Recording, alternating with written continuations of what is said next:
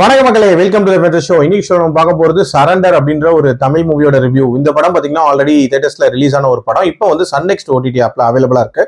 இந்த படத்துல தர்ஷன், சுஜித் சங்கர், லால் மற்றும் பலர் நடிச்சிருக்காங்க. இந்த படம் ஒரு கன்னை மையமா வச்சு நகரக்கூடிய கதை. அதாவது எலெக்ஷன் டைம்ல சரண்டர் பண்ணக்கூடிய ஒரு கன் மர்மமான முறையில காணாம போயிருது.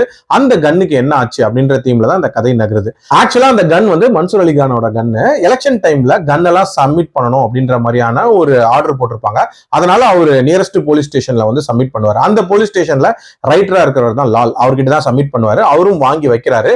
அதே ஸ்டேஷன்ல ட்ரெயினி எஸ்ஐயா இருக்கிறவர் தான் நம்ம ஹீரோவான தர்ஷன். இப்படிப்பட்ட சூழ்நிலையில அங்க இருக்கக்கூடிய கன் வந்து காணாம போயிருது. சோ அந்த கன்னுக்கு என்ன ஆச்சு அப்படின்றது ஒரு தனி பிளாட்டா இருக்கும். அப்படியே பேரலா பாத்தீங்கன்னா சுஜித் சங்கரோட கதையை காட்டுறாங்க. இவர் வந்து ஒரு டெரரான ரவுடி அப்படின்னே சொல்லலாம்.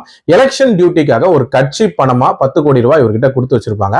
அந்த பணம் காணாம போயிருது. சோ அந்த பணத்துக்கு என்ன ஆச்சு அப்படின்ற மாதிரியான ஒரு தேடல் படலமும் தனியா போகும். இந்த ரெண்டு தேடல் படலங்களுக்கு இடையே என்ன மாதிரியான காமன் சம்பவங்கள் நடக்குது அண்ட் இந்த போலீஸ் சைட்ல இருக்கிறவங்களுக்கும் அந்த ரவுடி சைட்ல இருக்கிறவங்களுக்கும் அந்த கிளாஷ் அப்படின்றது எப்படி உண்டாகுது அண்ட் டுவர்ட்ஸ் எண்ட் யாருக்கு என்ன ஆகுதுன்ற மாதிரி நிறைய விஷயங்களை சொல்லக்கூடிய ஒரு படம் தான் இந்த படம். ஒரு கன்னை மையமா வச்சு வரக்கூடிய ஒரு த்ரில்லர் அப்படின்னு எனக்கு சற்று ஞாபகத்துக்கு வரக்கூடிய படம் வந்து மலையாளத்துல வந்து கிஷ்கிந்தா காண்டம் படம் தான்.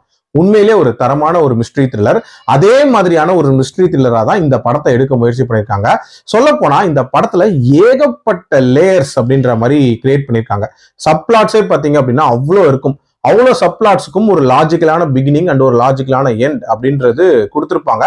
இன்ஃபேக்ட் எல்லாத்தையும் கனெக்ட் பண்ணணும் அப்படின்ற ஒரு முயற்சியிலையும் ஈடுபட்டிருக்காங்க.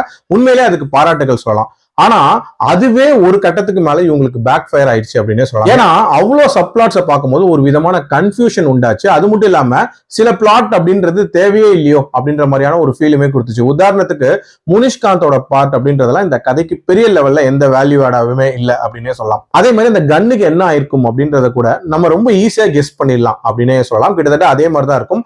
அதே மாதிரி அந்த 10 கோடி ரூபாய் என்ன ஆயிருக்கும் அப்படின்றதுலயுமே பெரிய த்ரில் அப்படின்றதெல்லாம் இல்லவே இல்லை. ஸோ இந்த மிஸ்ட்ரிஸ் அப்படின்றதெல்லாம் இன்னுமே ப்ராப்பரா பில்ட் பண்ணியிருந்திருக்கலாம். ஆனா அந்த போலீஸ் சைட்ல இருக்கிறவங்களுக்கும் அந்த ரவுடிகளுக்கும் இடையே ஏற்படக்கூடிய அந்த கிளாஷ் இருக்குல்ல, அந்த போர்ஷன்ஸ் அப்படின்றதெல்லாம் கொஞ்சம் நல்லாவே எடுத்திருந்தாங்க.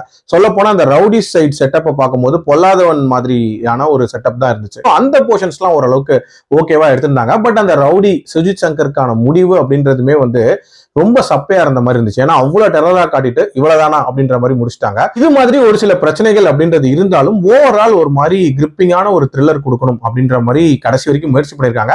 அந்த முயற்சிகளுக்கு கண்டிப்பா பாராட்டுகள் சொல்லலாம். கண்டிப்பா ட்ரையும் பண்ணி பார்க்கலாம் இந்த படத்தை. என்னோட ரேட்டிங் இந்த படத்துக்கு 2.9 out of 5. அடல்ட் கண்டென்ட்டை பொறுத்த வரைக்கும் பெருசா அடல்ட் சீன்ஸ் அப்படின்றதெல்லாம் இல்லவே இல்லை. மைல்டா வைலன்ஸ் இருக்கும். ஸோ அதுக்கேற்ற மாதிரி பிளான் பண்ணிக்கோங்க. மீண்டும் அடுத்த விமர்சனத்தில் சந்திக்கிறேன். நன்றி, வணக்கம்.